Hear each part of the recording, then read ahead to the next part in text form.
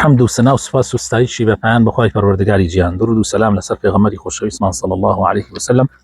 و لەسەر ئەهل و بەیت و هەموو یاران و هەموو شوێنکەوتوانیان تا کۆتە زەمان. برا بەڕێزەکانم، لە پرۆگرامی زاد قۆناغی یەکەم بابەتی پەروەردەی ئیسلامی تەزکیە گەیشتینەتە حقوق لاپەڕی 46 طبعا حقوق الزەوجەین، باسی مافەکانی ژن و مێردەکا لەسەر یەکتری. بەڵێ کاک ئازادیان بفەرمە، ناوخوای لێبێنە. حقوق الزوجين. حرص الإسلام على أن تكون العلاقة بين الزوجين قوية متماسكة. ئاینی پیرۆزی ئیسلام زۆر سوورە لەسەر ئەوەی کەوا پەیوەندی نێوانی ژن و مێرد زۆر بەهێز و پتە بێ. لذا سماها الله سبحانه في كتابه العزيز ميثاقا غليظا. هل لەبەر ئەوە خوای پەروەردگار لە قورئانی پیرۆزە بە ناوی میثاقی غەلیظ ناوی بردو، یعنی پەیمانە زۆر پتەوەکە، پەیوانە بەهێزەکە. وجعل بين الزوجين مودة ورحمة. و لە نێوانی ژن و مێردا ئاینی پیرۆزی ئاخوای پەروەردگار لە نێوانی ژن و مێردا خۆشەویستی و بەزەیەکی زۆری دروست کردووە. ووضع من الحلول العملية لضمان استمرار الحياة الزوجية. و هەروەها چارەسەری کردداری داناوە بۆ ئەوەی ژیانی ژن و مێردی بەردەوام بێ، بۆ ئەوەی زەمانەتی بەردەوامبوونی ژیانی ژن و مێردی بکە. وبغض في الفرقة بأي سبيل وفي الطلاق وجعل آخر الحلول. خوای تعالی لە یەکجابوونەوەی و تەلاقی زۆر پێ ناخۆشە، وەقینی لەیەتی خوای تعالی و کردوێتی ئاخر حەڵاڵەکان، یعنی ئەو حەڵاڵەی کە خوای تعالی قینی لەیەتی تەلاقە، یعنی ئەو حەڵاڵەی کە خوای تعالی لە هەموو حەڵاڵەکانی تر، یعنی کەم جار خوای تعالی حەڵاڵی بۆ داناوە، چونکە پێی حەڵاڵ ینی خوای تعالی ئاسایی کردوتە، یعنی فەرز و سنەت خوای تعالی پێی خۆشە، حرام و مەکروه خوای تعالی پێی ناخۆشە. طبعا دەرەجەیە، طبعا حرام زۆرتر خوا پێی ناخۆشە و مەکروه کەمتر، واجب زۆرتر خوا پێی خۆشە، سنەت تۆزێ لەوە کەمترە، یعنی پلەکەی، بەڵام حەڵاڵ لەبین هەردوو لایە، یعنی شتەکە ئاساییە لای خوای پەروەردگار. ئەو شتە حەڵاڵەی کە خوا زۆر قینی لێتی أبغض الحلال إلى الله الطلاق. بەڵێ. وضمانا لاستمرار الحياة الزوجية شرع الله عز وجل ورسوله صلى الله عليه وسلم حقوقا لكل من الزوجين. بۆ زەمانەت بوون بۆ ئەوەی ژیانی ژن و مێردی بەردەوام بێ، خوای تعالی و هەروەها پێغەمبەری خوا صلی الله عليه وسلم مافیان دیاری کردووە، یعنی مافی پیاو لەسەر ژن و هەروەها مافی ژنیش لەسەر پیاو، یعنی ئەمە هەمووی بۆ ئەوەیە، ئەو مافانە بۆ ئەوەیە کە ئەم پرۆسە مبارەکە بەردەوام بێ. وواجبات على كل منهما تجاه الآخر. هەروەها واجباتیشی داناوە لەسەر یەکتری، واجبات لەسەر ژن بەرامبەر بە پیاوەکەی و لەسەر پیاویش بەرامبەر بە خێزانەکەی. وعلى قدر قيامهما بما عليهما بقدر ما تستقيم الحياة على الوجه الأكمل. بەڵێ بەقەدەری ئەوەی کە تۆ ئەو حەق و مافانە جێبەجێ بکەی ئەوەندە، یعنی چەندێ جێبەجێکەی، و هەروەها طبعا ژن و پیاو طبعا مەسمان لێرە هەردوو تەرەفە چەندی ئەو مافانە جێبەجێ بکەن ئەوەنە ئەو ژیانە پڕبەرەکەتر ئەبێ، بەردەوامتر ئەبێ. بەڵێ. حقوق الزوج على الزوجة. لێرە ئێستا هەنگاوی یەکەم یاخۆ دوو بەشان بابەتە، مافی پیاو لەسەر ژنەکەی و مافی ژنیش لەسەر پیاوەکەی. يكم حق الزوج على زوجته من أعظم الحقوق بعد الله عليها. حق الله عليها. حقی پیاو لەسەر ژنەکەی گەورەترین حەقەکانە جگە لە حەقی خوای پەروەردگار، یعنی دوای حەقی خوا حەقی مێردێ لەسەر ژن.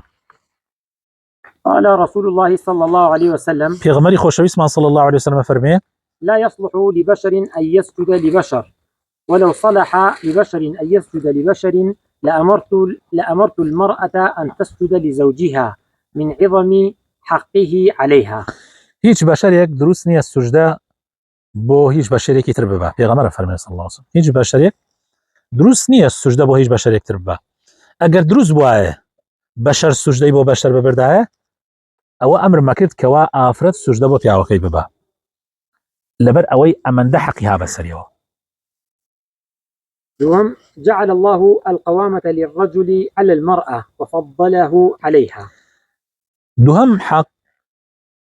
خوای تعالی قیوامەتی ماڵ سەرپەرشتکردنی یعنی سەرپەرشتی یەکەم سەرپەرشتیاری یەکەمی ماڵی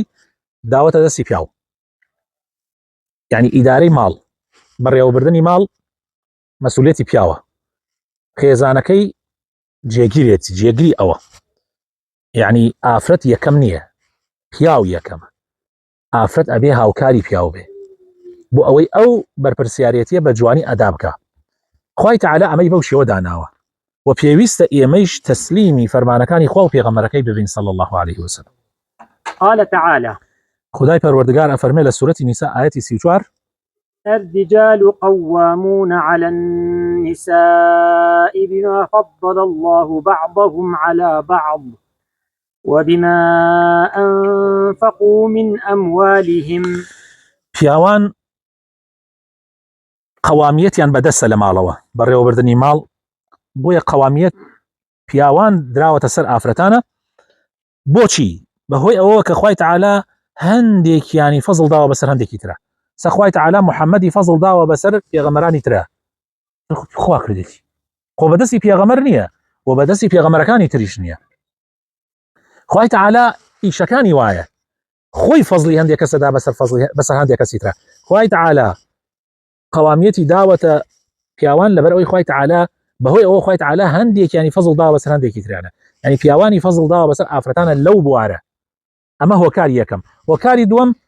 و لەبەر ئەوەی پیاوان نەفەقەیان لەسرە خەرجیکردنی یعنی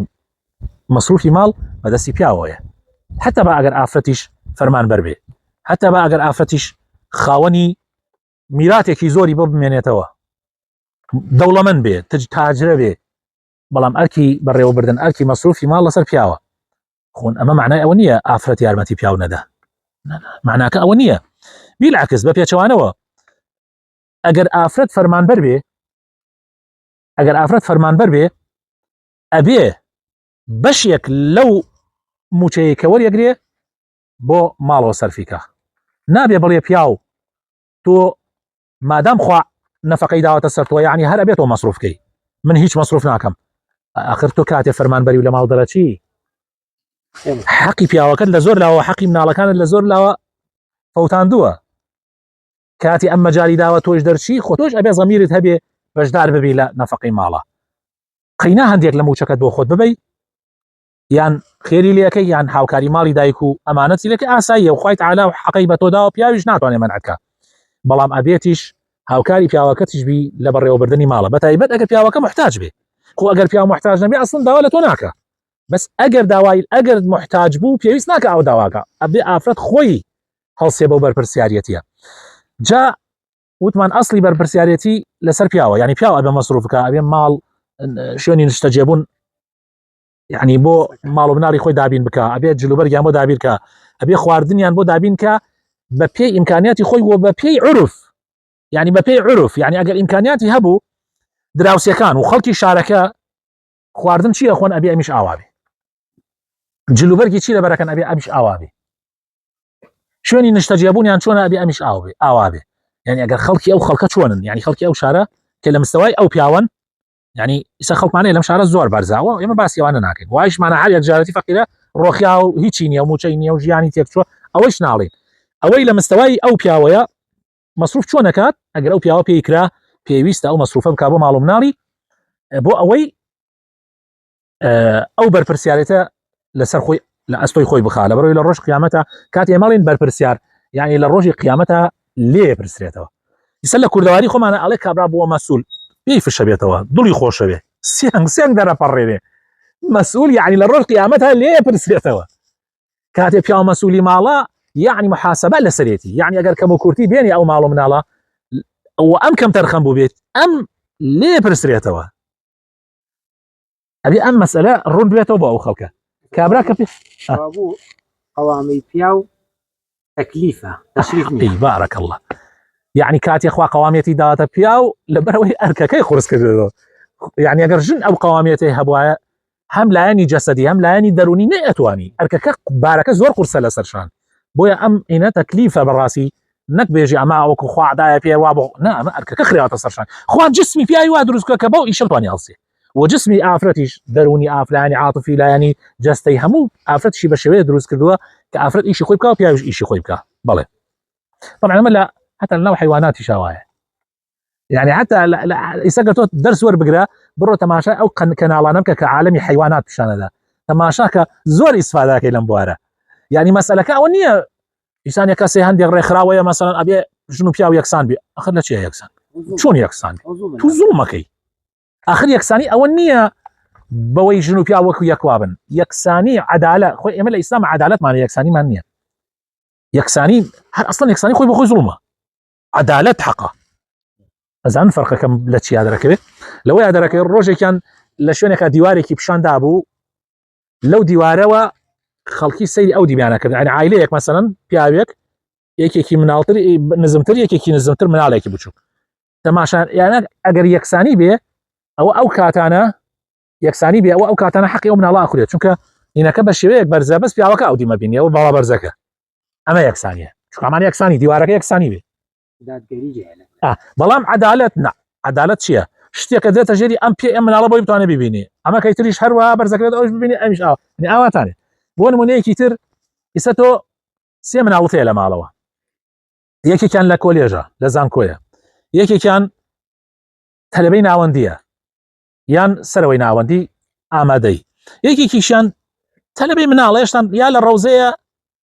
یان لە سەرەوەی ڕەوزەیەکی ابتیدای ئەمانە تۆ کاتێ مەسروف ئەدەی لە ماڵەوە بۆ ئەم مناڵانە خۆ نابێتە لەبەی زانکۆکە و ئامادەیەکە و ڕەوزەکە وەکو یەک پاریان بیت یعنی ئەگەرێکی 5,000 بیتێ بۆ هەفتەیەک ئەمە زوڵمێ زۆر زۆرت کرد لە کوڕەکەی زانکۆت ئەمە یەکسانیە بەڵام زوڵمە بەڵام عدالت چۆنە عدالت ئەوەیە مناڵی ڕەوزە چی پێویستە 250 لەوانە پێویست ئەمەی ئامادەیەکە لەوانەیە ڕۆژانە 1000 تا 2000 پێویست بێ ئەوەی زانکۆکە لە ڕۆژەکە 5,000 پێویستە ئەمە عدالەتە ئەمە عدالەتە نمونەیەکی تر ئەمە طبعا بۆ ئەمە زۆر گرنگە خوای تعالی فەرمی عدالت کەن لە بین ژنەکانتانە هەر کەسێ ژنێکی هێناوە تاقو تەنیایە یا مناڵێکی هەیە لەولاوە ژنێکی ترێ 6 مناڵە لەسەری ئەڕواڵێ خوا وتێتی عدالت بکەن بۆ نمونە 700,000 دا بە ئەم 100,000 شدا باوانە بە زوڵمە زوڵمێکی زۆر گەورەیە ئەمە زوڵمێکی زۆر گەورەیە چونکە تو ئەمە دوو کەسن ئەوە 6 کەسن 7 کەسن بەدایکیانەوە جا مناڵەکە هەیەنە گەورەیە ئەمە مناڵەکەشی بچووکە ئەمە زوڵمە بەڵکو تو ئەبێ چی بکەیت ئەبێ ئەو 200,000 کە داتناوە ئەبێ ئەو 200,000 داتناوە بە پێی پێویستی تەوزیع بکرێت بە پێی پێویستی تەوزیع بکرێت بە بینی ئەم 8 نەفەرەیە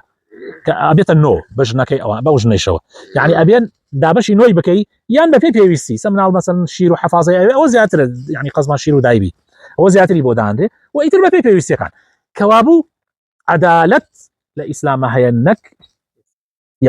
یەکسانی زوڵمە تو ئافرەت و پیاو هیچ یاسایەکی ئەم دنیاە نییە ئافرەت و پیاوی وەکو یەکسان کردبێ هیچ یاسایەک لەم دنیاە نییە فەرموو بڕۆ ئەوە ئۆلەمپیادە لە پاریس کراوەتەوە ئێستا قەت بینیوتانە لەوێ لە ئۆلەمپیادە تیپێکی کوڕ لە سەلە بێ لە تایرە بێ لە تۆپتۆپێن بێ یعنی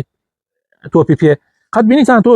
تیپێکی کوڕ و تیپێکی کچ بەرامبەر یەک یاری بکەن شتی وە هەبووە هەروەها لە هەموو وەرزشەکانی ترە قەت بینیوتە مەسەلەن بۆ نمونە لە ملاکەمەیە یان لە ڕیمایەیە یان لە ڕاکردنە یان لە هەموو ئەوانەی ڕەفعی ئەثقالە قەت بینیوتە کچ و کوڕ بە یەکۆ نا کچ وەجایە و کوڕ معنەوە یەکسانی نییە چونکە ئەگەر یەکسانی بێ مەزوڵمە کچ ناتوانێت وەکو کوڕ بێ ناتوانێت کچ لە ناویەکە ئیسە بۆ نمونە ئافرەت خوای تعالی دروستی کردووە لایەنی عاتفی و سۆزەکەی زۆر زاڵە ئەتوانێ مناڵ بە پەروەردە دەکات ئەتوانێ نازی پیا ئیشی ماڵەوە هەر هەموویەکە لەوانەیە ئەگەر مۆزەفەش بێ لە دەرەوە ئەوەش ئەکاو ئیشی ماڵی شەکاو نازی پیاوەکەش یەڵەگرێ یعنی مە زۆرە بەڕاستی زۆرە یعنی ئیشێکی زۆر گرنگە بەڵام ئەگەر بۆ نمونە ئیشی ئاسنگەری بێ بە ژنەکە لەوە چە فەقیرە هەر نیوە ئیشەکەیشی پێ نەکرێت بلوك باركردن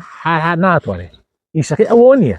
حتى وەزیفەیش باش وایە وەزیفە مثلا لە قوتابخانەیەکە مامۆستا بێ لە مستەشفایە کاس دکتۆرەیە بێ یان ئیشێکی پزیشکی بکە ئەو ئیشانە بۆ ئافرەتەشێ خۆ ناشێ ئیشی گەورە بۆ ئافرەت یعنی هەر ئیشێ بۆ ئافرەت بیکات بەڕاستی ئەیفەوتێنێ هەم جەستەیش ئەیفەوتێنێ و هەم نازی پیاوە مناڵیشی بۆ هەڵناگیرێ بەڵێ. طاعة الزوج والقيام بحقوقه يقدم على طاعة الوالدين والقيام بحقوقهما. طاعته يرايالي ميرت أخريته بيشي يعني طاعته يرايالي ميرت وحق ما فكاني أخريته بيشي طاعته يرايالي دايكو باوكو ما فكاني يعني أما قيمي حقك أخوي تعالى دايتي. ولهذا قال الإمام أحمد في امرأة لها زوج وأم مريضة طاعة زوجها أوجب عليها من أمها. طبعا خو بياوكش بياو به أوامي بلا ماكو شرعا يعني ماكو شرعا طاعتي بياوكي أو لا ترتا دايكم نخوشكي بلا مخو هيش بيا تصورنا كما قال هل زور بيا ضمير به ببيني يارمتي أو دايكي نينا كان داك أو جنيهيتي أو دايكا پروردەی کردو أو بلام أماكو حق باسكات بس حقي شرعية كبره. ورم أداء حق الزوج طريق لأداء حق الله عز وجل. بلى أداء حقي بياو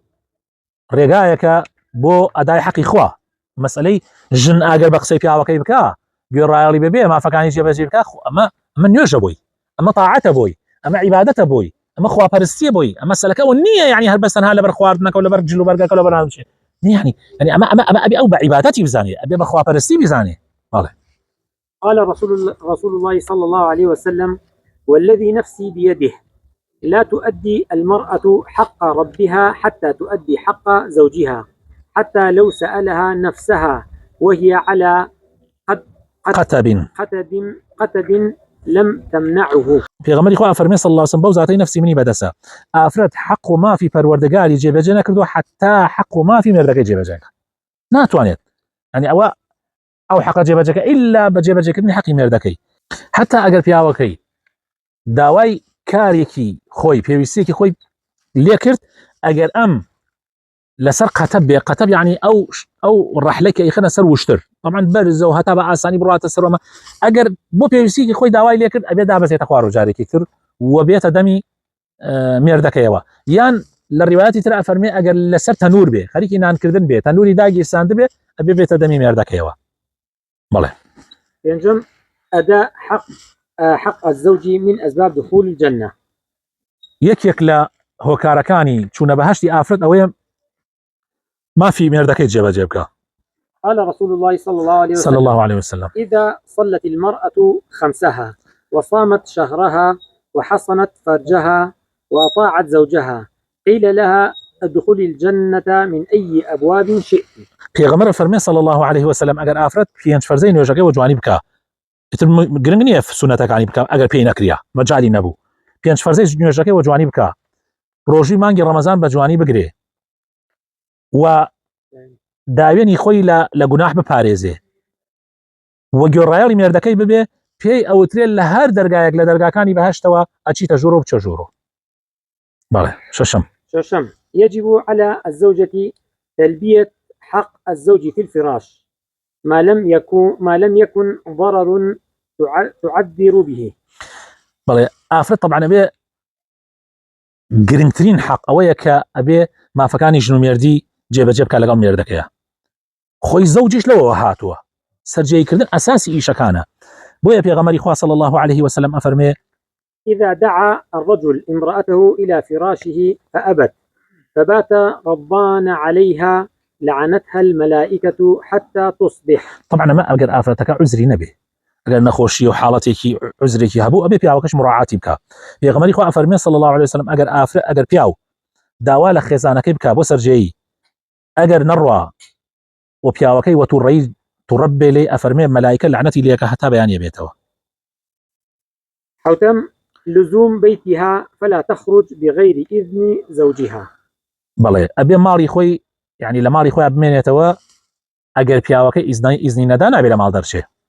قال تعالى خوای تعالى فەرمێ وقرن في بيوتكن ولا تبرجن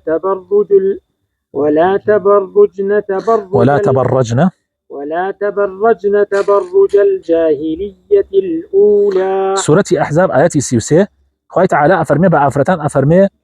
جناني في غمري خاص الله وسلم أفرتاني مسلمان أفرمي لما لكاني خوت أنا قرار بقرن يعني أقل إشي ضرورتان نبي مرة دروا وإشي ضرورتان هبي ما دام يسوى وسائل زورة إذن ميردكت ور بقرا أقل ميردكت إذن ندانا ببرت درو ولا تبرجنا تبرج الجاهلية الأولى خوت عن مرة زي أنه وكوتشون للجاهلية تاكاتي خوي أفرد بوسر راكشاني خل خوي الرازان دوا بلي. قالت عائشة رضي الله عنها فقلت إذن لي إلى أبوي أي في الخروج. قالت وأنا حينئذ أريد أن أستيقن الخبر من قبلهما فأذن لي رسول الله صلى الله عليه وسلم. خاتو عائشة دايك إيمان داران لكاتي بختيانك يا كبوها البصرة عائشة دواي درنيا خبري بولا خبرك لموضوعك كاتي خبرك بيست إجازة لي في غمري ورقر صلى الله عليه وسلم فرمي إجازة بك برو مالي دايكو باوك علي من ما بستم أبو كبرمو خبرك لد أوانا وربقر مزالم شتوها هيا علي يعني يشتم خهر باوري ناكل كشتوها بي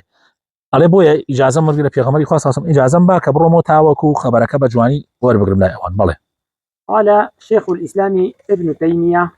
فالمرأة عند زوجها تشبه الرقيق والأسير فليس لها أن تخرج من منزلها إلا بإذنه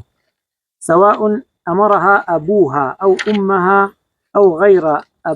أبويها باتفاق الأئمة. علي ابن تيمية فرميتي رحمة خوالي به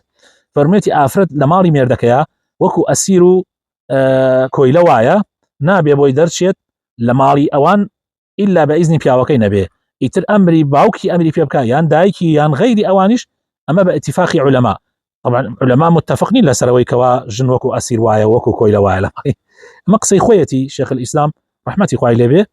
قصي خويتي يمجلي ورناقرين أفرد كويلانية وأسيرش نية راس أما فرمي وكو تشبيه كا يعني بلام أو تشبيه كي جوان نيو نيكر دايا باشتر بو ألي بلام بوي نية ببيع إذن ميردكي لمالي باوكي درشيت لمالي ميردكي درشيت إيتر باوكي أمري فيها بكا يان دايكي يان غير أوان باتفاق علماء الإسلام بله. أشتم عدم التطوع بالصوم إلا بإذن زوجها نابي الرجوع السنة بقريه إلا بإذن ميردكي طبعا أما بالتأكيد أتواني بيجي نابي نيوجي السنة تشبه إلا بإذن ميردكي شو نيوجيش نابي بإذن ميردكي نابي يعني همو سنة كان فرز كان أوائت الميرد بوين منعك بلام لا سنة كان أجر بياو بيوسي بي نابي أو بيكا. قال رسول الله صلى الله عليه وسلم لا يحل للمرأة أن تصوم وزوجها شاهد إلا بإذنه. يا غمري خواه فرمي صلى الله عليه وسلم حلال نية بو آفرد روجو بقري يعني روجو السنة كاتي ميردكي لمالايا إلا بإذن أو نبي طبعا أجر ميردكي لمال نبو بزاني ناية أو الرجاء أتواني الروجو بقري بلام أجر لمال أبو بإذن أو نبي بقري تاعي رأو السين وخالي نويم تشوك هدريجاء كيشي إن شاء الله بدرس دهاتو يتيرين وصلى اللهم وبارك على حبيبنا محمد وعلى آله وصحابته أجمعين.